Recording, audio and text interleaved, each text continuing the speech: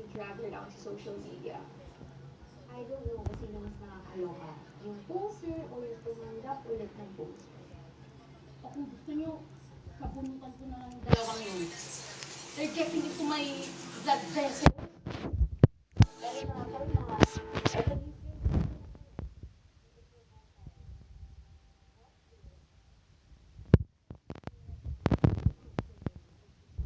Ito yung peaceful. Like our final project, happily ever after. And the first couple, Melissa and Theo. A cute and happy couple sa unang tingin. Engaged na sila nung tumawag si Melissa sa love line. I got to talk to her and to mention na hindi approve ang bad activity. Why bring us here? Meron naman. Isa ka ng restaurant doon sa favorite place ko. Let's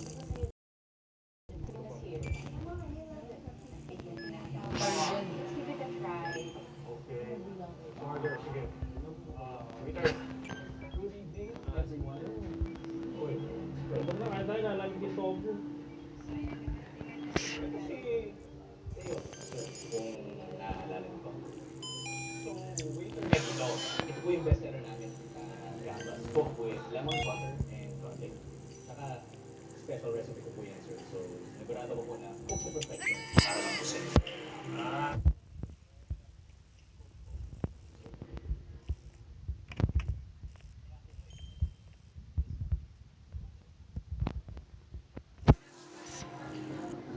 Dad,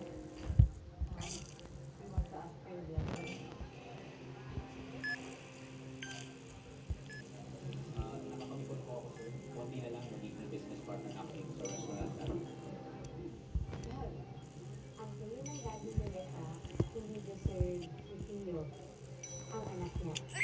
Melissa is a critically acclaimed children's book author and illustrator, while si Theo naman ay isang cook sa isang restaurant. Melissa Stafford, she deserves better. But, they're both fighters when it comes to love. Yes, not win. Tutuloy pa rin nilang wedding with or without the father's blessing. Pinanindigan nila. Now we have this kind of test for your reference para mas makilala niyo ang couple. Kid me, ha? Gusto ko lang, ha? Tapos kasi tayo ng tapos. Okay.